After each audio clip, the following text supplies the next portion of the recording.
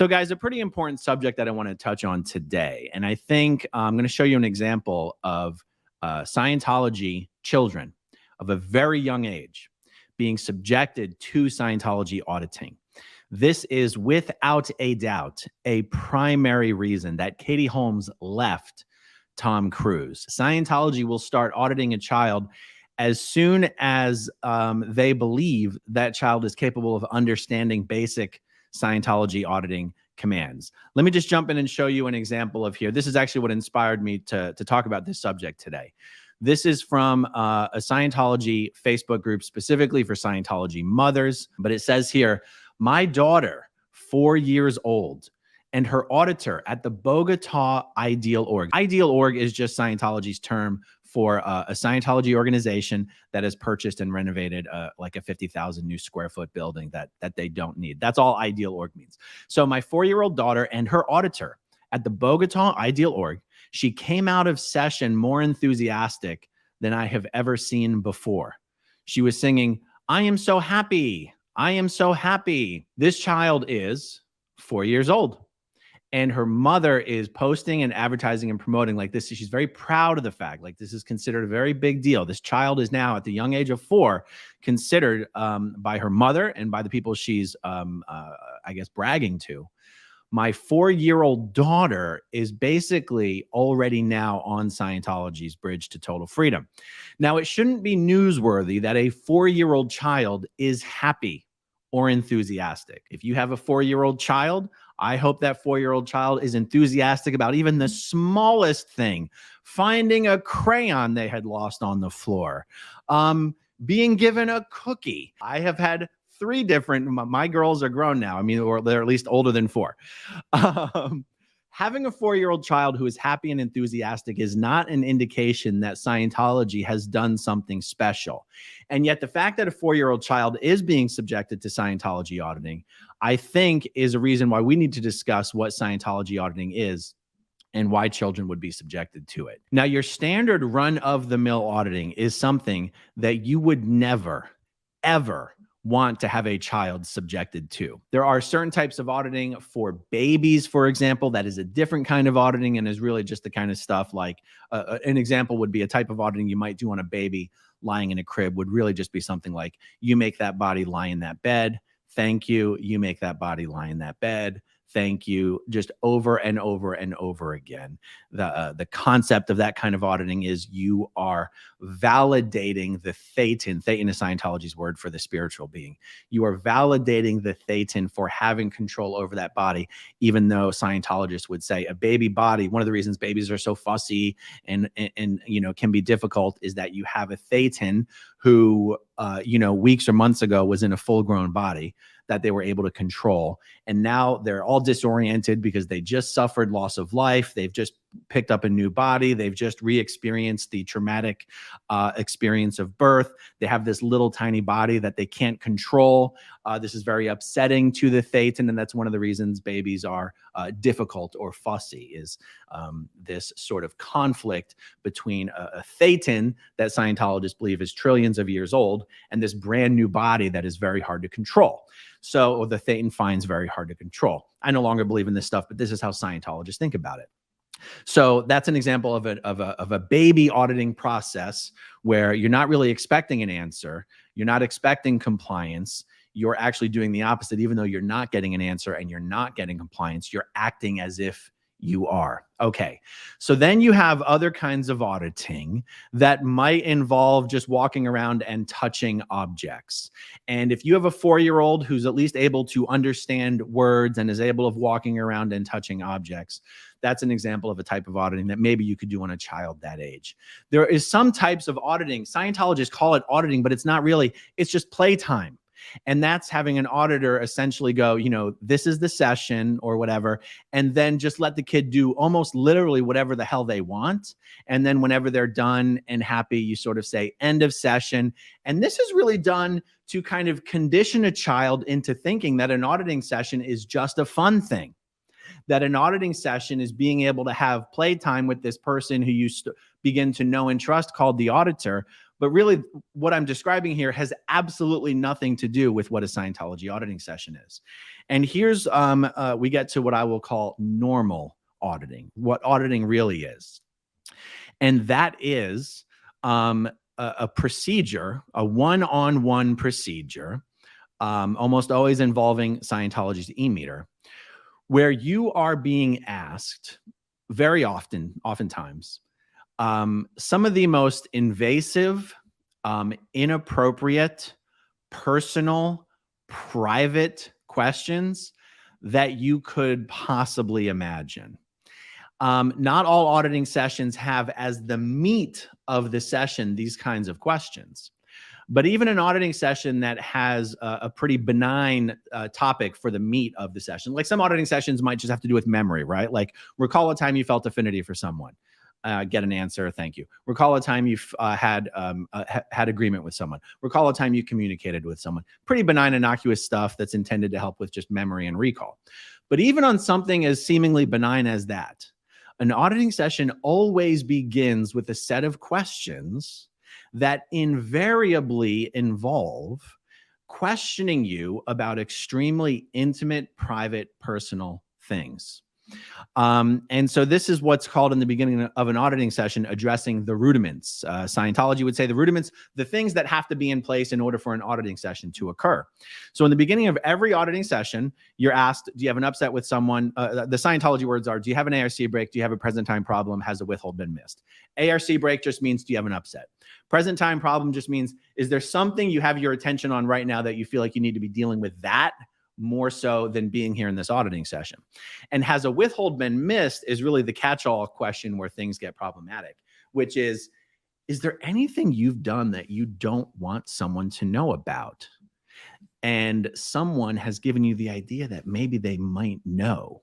Scientologists believe that this leaves a person in a particular state or type of mental distress that leads to very destructive behavior. Now, guys, think about this. Have you done anything you don't want someone to know about? This is essentially what a missed withhold means. And you're asking that to a young child, or an adolescent child, or a preteen child, or a teen child. These questions are already interesting enough when they're being asked to full-grown consenting adults. These type of questions and this structure of an auditing session becomes extremely problematic when you're dealing with children. Children who are born and raised in Scientology. Children who understand that they don't have a choice whether to do an auditing session or not. Children who understand you're not allowed to leave an auditing session. It's not permitted. An auditor is allowed to and is expected to, and will get in trouble if they don't, physically restrain somebody who's attempting to leave an auditing session. Never mind the fact that if you do successfully leave an auditing session, that would have serious ramifications for you and your family. And so put yourself in the position of a young child who knows all these things and is being subjected to this procedure, and has to answer these questions and discuss such subjects, and has no choice over the matter whatsoever. Now put yourself in the shoes of Katie Holmes. And you have everything I've just described gets magnified exponentially, because not only do you have to abide by everything I've just described, but your own husband is best buds with the leader of the damn cult. Everything you do or say is being reported to enforcers, for lack of a better word, or, I don't want to use the real words because it's pointless right now. Everything you're doing or saying is being reported to enforcers who work directly for the head of the cult that your husband is the face of. And you have all of that going on. And then you also have the fact that you hear and you see how Nicole Kidman is spoken about and treated by her children.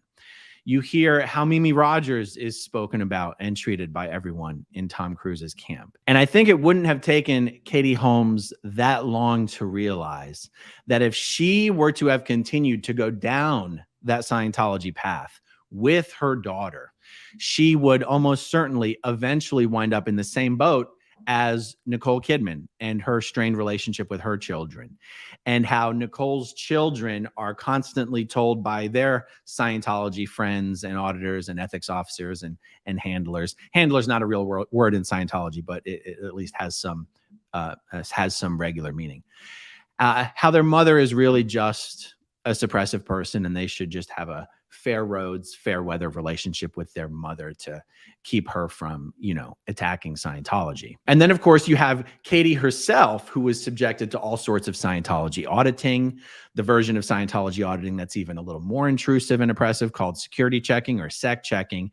And Katie Holmes would have, again, pretty quickly realized that everything she was being subjected to is the same thing that her daughter Suri would eventually be subjected to if it wasn't already happening. And this is why I was sort of inspired to talk about this subject by this Facebook post, because I remember the media making a very big deal over the fact that Suri was about to turn 6 years old, and that was some sort of a special age for Scientology. And I wanted to point out that that's not even true. You can start children on auditing earlier than 6 years old. And this post here on Facebook is evidence that not only could it occur, but it does occur. And not only does it occur, but it's celebrated. People think it's amazing. The younger you can get your kids started on Scientology auditing and Scientology training, the more incredible and impressive that it is. I can tell you from personal experience that when kids of a very young age start doing auditing and training, what is pushed on them is that the reason they are so capable and aware and competent as to be able to start upon this path at such an early age is because you were obviously a trained Scientologist in your previous life. And because of that, you were able to skip the between lives area where your L. Ron Hubbard says your Thetan memory gets wiped and you lose all recall of your past life and everything. And now that you benefited from Scientology in your past life, you're aware enough to recognize the truth and the value of Scientology at such a young age, which is why you were wise enough to specifically make sure you were reborn into a body belonging to a Scientologist family, so that you could be sure you could resume your auditing and training path at as young of an age as possible. And I promise you, Suri Cruz was being told by people around her, and Katie would have been told by people around her, that Suri was a reincarnation. Scientologists don't actually use the word reincarnation, a reincarnation of some highly trained OT Scientologist.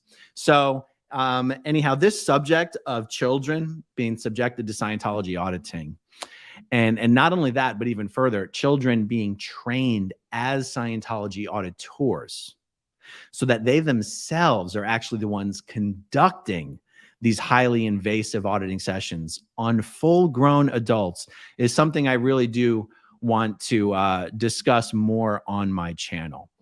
It is one of the most potentially abusive aspects of Scientology that I know for most Scientologists, they just have these blinders on, given the belief structure that they are so strictly adhering to, they have these blinders on, and they do not give enough thought to how abusive, destructive, psychically damaging it is to put young teenage children, in some cases not even teenage, young teenage children, in a position of basically wearing what in the real world you would call like the therapist hat, doing the job of a therapist, and inquiring and interrogating adults about some of the most private matters of their lives. And I ask you, for some of you Scientologists who might be, perhaps on the edge and watching this video, what kind of an adult would willingly accept an auditing session from a child? What kind of an adult would allow themselves to be questioned about the most intimate nature of their private lives by a child? And what kind of an adult would benefit from be comfortable with, or even, I dare say, enjoy answering such questions to a child who has probably never even heard the terms you are using before. They've probably never even heard such terms, the terms you would use to answer such questions, never even heard or been exposed to such terms prior to you using those terms to answer the questions this child is being required to ask you. It really is one of the most sickening and disgusting aspects of Scientology. Forcing young children to answer such questions in auditing sessions that they have no choice but to participate in, and then putting children in a position of actually being on the other side of the e-meter and being the one who has to ask such questions and who has to listen to such answers. It's a really disturbing thing to consider. I know most Scientologists don't give this enough thought. So perhaps now I can offer it as food for thought. Okay, if you want to see my rock and roll songs, click right on this guitar. And if you want to see a different one of my videos,